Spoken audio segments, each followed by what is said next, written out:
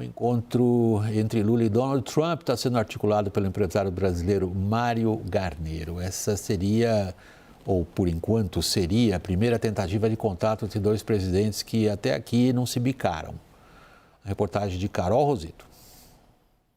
Garneiro trabalhou com a aproximação de Lula com George W. Bush em 2002 e organizou anteriormente eventos no Brasil com Ronald Reagan e Bill Clinton. A reunião entre Lula e Trump ocorreria no dia 17 de fevereiro no resort do presidente americano em Mar-a-Lago, na Flórida.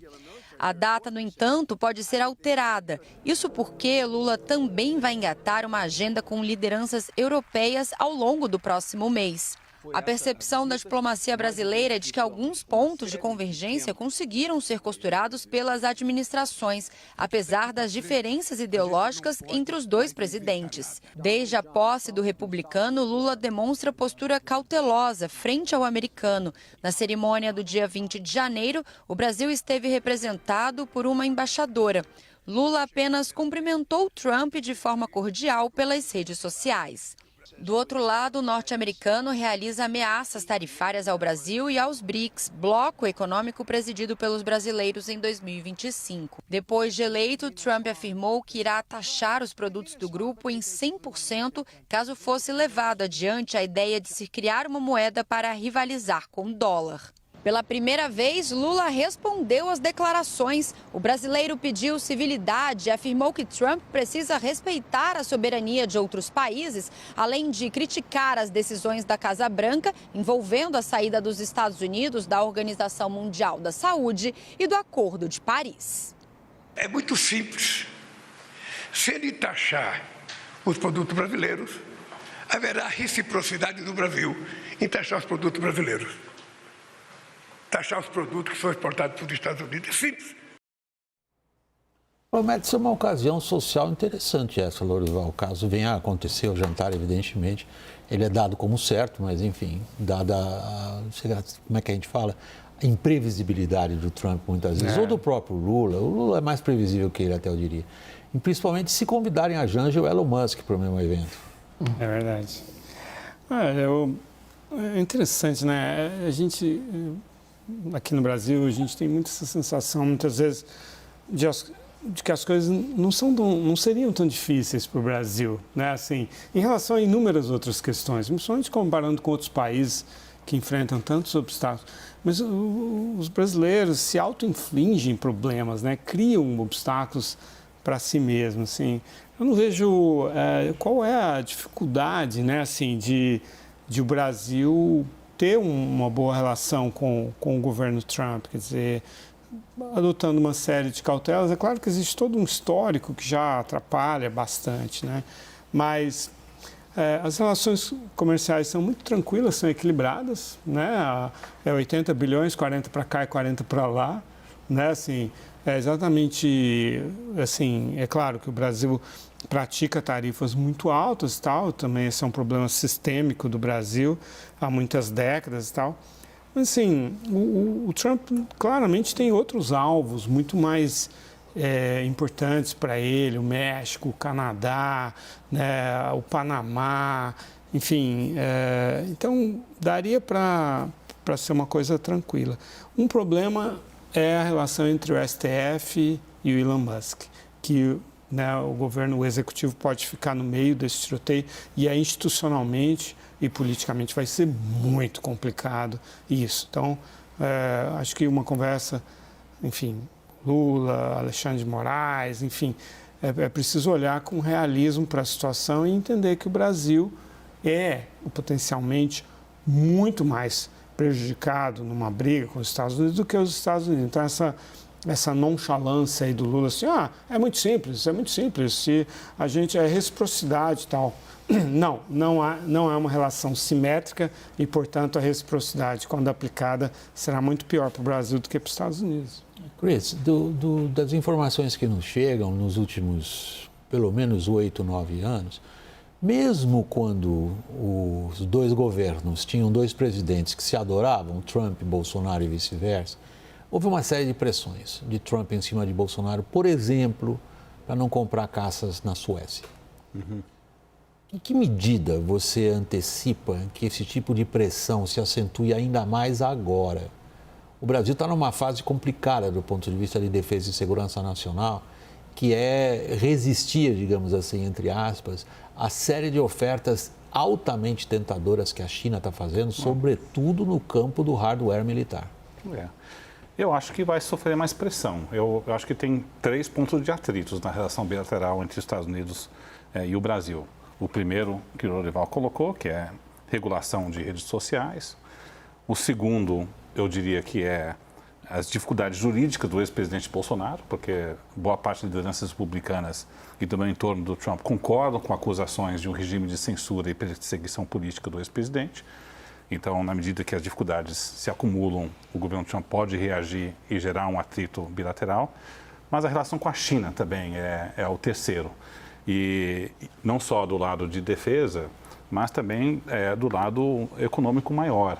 E o Brasil, né, tem talvez o azar de sediar a reunião dos BRICS esse ano, primeiro ano do mandato do presidente Trump.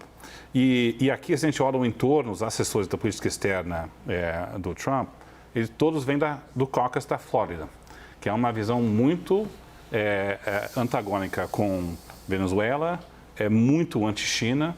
Então, isso pode virar um ponto de atrito se a Casa Branca venha impor algumas condicionalidades para o Brasil não ter uma relação tão próxima com a China. E, nesse lado, o Brasil, claro que não vai ceder. Não é? Então, acho que isso, você pega a soma desses 3, eu acho razoável supor que algumas tarifas virão para o Brasil. Não é?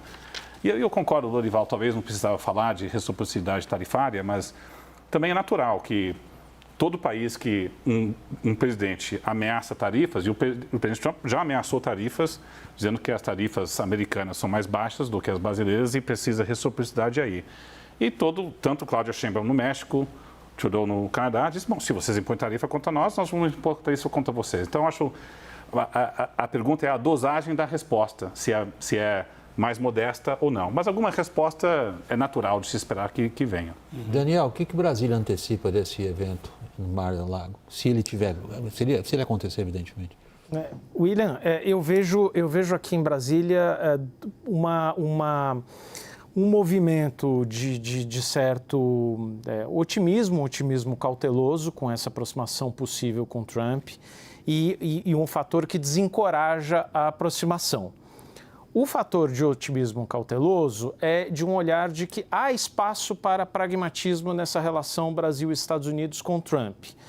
Então, por exemplo, que se a gente olhar a relação do Trump com outros países apenas pelo prisma ideológico de que ele está fazendo isso ou aquilo com a Colômbia porque é o Petro de esquerda, com a Cláudia Sheinbaum porque é o México de esquerda, com o Trudeau porque é um social-democrata, que isso está errado. Que Trump consegue também dialogar e tem, dentro dessa lógica transacional que ele tem, ele consegue encontrar parceiros, inclusive de outros campos ideológicos, desde que ele veja alguma vantagem nisso. Haja vista no seu primeiro mandato a relação até relativamente boa com Kim Jong-un, né? Então, que não há um impedimento por si só de estabelecer uma relação com Lula. Esse é o fator positivo. O fator negativo, e aí quando você pega esses mesmos agentes, Mário Garneiro, que foi responsável por uma aproximação primeiro de José Dirceu em 2002 com o Departamento de Estado e depois de Lula com George Bush, uma coisa que não existia na época era uma oposição no Brasil ao Lula muito forte e com um diálogo tão grande com o Partido Republicano, que é o que acontece hoje. A oposição na época era o governo Fernando Henrique de saída, tentando costurar um acordo com a FMI e tentando limpar a barra do Lula com Washington. Isso não existe hoje. Então, esse é um fator de desencorajamento a uma boa relação, uma aproximação Lula-Trump, que difere daquele esforço muito bem sucedido de Mário Garneiro em 2002. Eu acho que o pessoal que nos acompanha está perguntando agora, o Lula vai ou não vai nesse jantar? Por enquanto não dá para dizer, o Palácio do Planalto ainda vê com muita cautela essa possibilidade. Eu diria que assim, a gente está num 50-50 para Lula ir para Mar-a-Lago em fevereiro, com um pouquinho até de viés de baixa. William, tem um outro ponto aqui que há 20 anos, o governo, o presidente da República no Brasil era um interlocutor natural e quase, não único, mas um líder da interlocução com os países.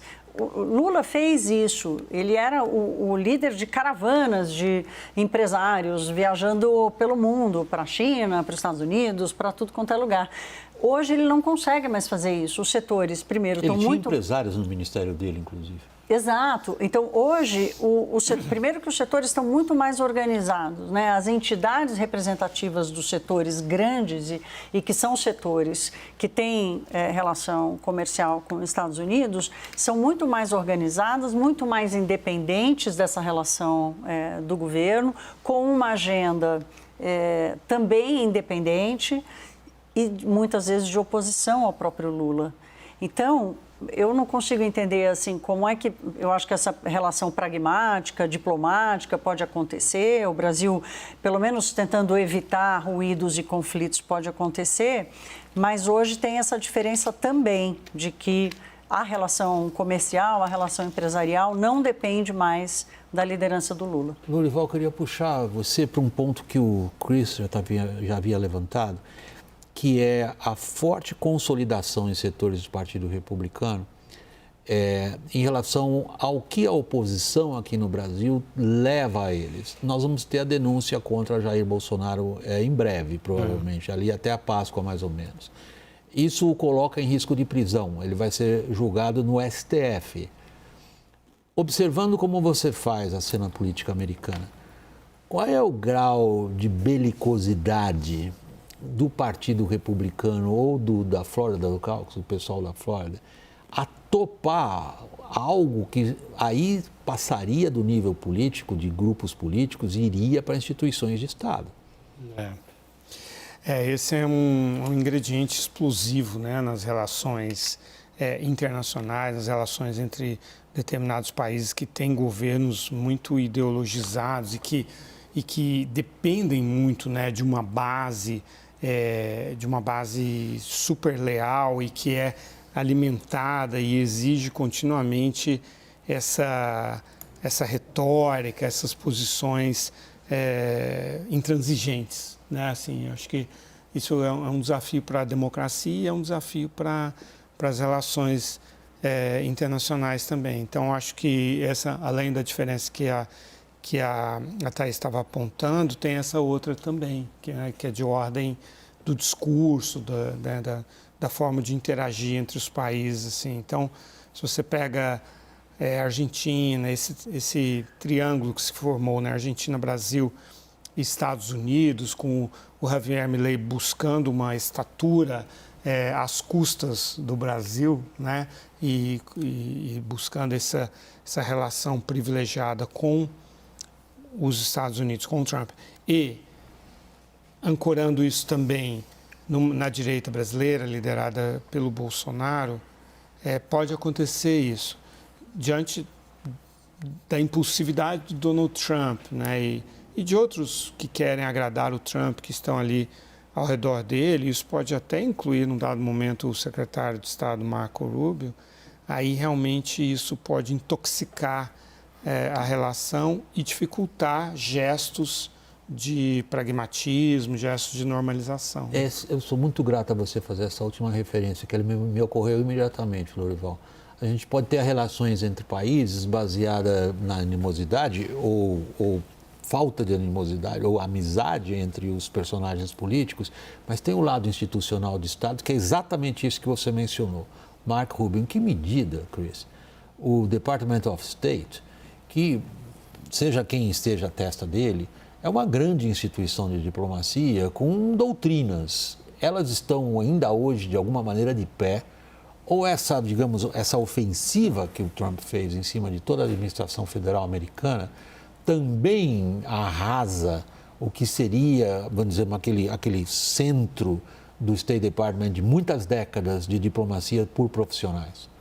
Olha, é claro que o Departamento de Estado, a institucionalidade e as matrizes diplomáticas permanecem, né? Então tem essa memória institucional, tem uma relação bilateral também que carrega uma certa normalidade, mas o problema são se o secretário da diplomacia, secretário de Estado, Marco Rubio, faz uma declaração, se o próprio Trump faz uma declaração. Então imagine uma situação onde o ex-presidente Bolsonaro é condenado, talvez ele pode sofrer uma data de prisão, e alguém pergunta para o Trump, o que você acha disso? Alguém não vai ser perguntado. Vai ser perguntado. E ele responde, eu acho que é horrível, uma perseguição política, e isso, a democracia no Brasil está sofrendo por causa disso. Isso vai gerar uma reação do Palácio Planalto, reação dizendo, não podemos ter interferência na soberania brasileira. Então veja como, mesmo se você tem a institucionalidade do Departamento de Estado, o problema está nas declarações do próprio presidente ou do Marco Rubio. E nós temos um ambiente no secretariado do governo Trump, onde agora todos estão adotando o mesmo estilo do presidente. No primeiro mandato era lideranças tradicionais do establishment republicano que estavam seguindo a orientação tradicional do Partido Republicano e tentando constranger o Trump. Agora não. Agora o Trump escolheu pessoas que seguem o seu perfil e se sentem à vontade de ad-lib e não seguir as ferramentas... De acordo com um alto grau de lealdade pessoal a ele. E seguindo a orientação do presidente. Então, acho que as falas do secretariado podem ser mais informais e menos estruturadas do que no passado. É um desafio diplomático. Porque o Trump 2.0 é muito mais intolerante a frustrações do que o Trump anterior. E a questionamentos também. Isso. Daniel, por favor, Daniel, não, eu queria contar uma coisinha, fica como curiosidade. Hoje, nesse contato do Lula com a imprensa, sabe que o Sidônio Palmeira, que virou esse novo posto Ipiranga aqui do governo, participa de tudo, orienta o presidente, estava ali no fundo e, à medida que Lula ia falando, ele fazia caras de aprovação ou desaprovação. Quando o Lula começou a falar de Trump, dessa coisa de reciprocidade, se ele aplicar tarifas, a gente aplica de volta, o Sidônio fez uma cara terrível. E eu acho que isso resume uma coisa, quando o Lula sai do script, deixa de ler um discurso, essa tem sido a tônica. Inclusive lá atrás, quando ele recebeu Nicolás Maduro, naquela cúpula sul-americana, maio ou agosto de 2023, os assessores orientaram direitinho o Lula para dizer o seguinte: Maduro tem uma oportunidade de ouro para mostrar ao mundo que ele saberá respeitar a democracia no processo de votação. Acabou saindo tudo torto e veio aquela frase da democracia relativa. Aí não tem Sidônio que conserte.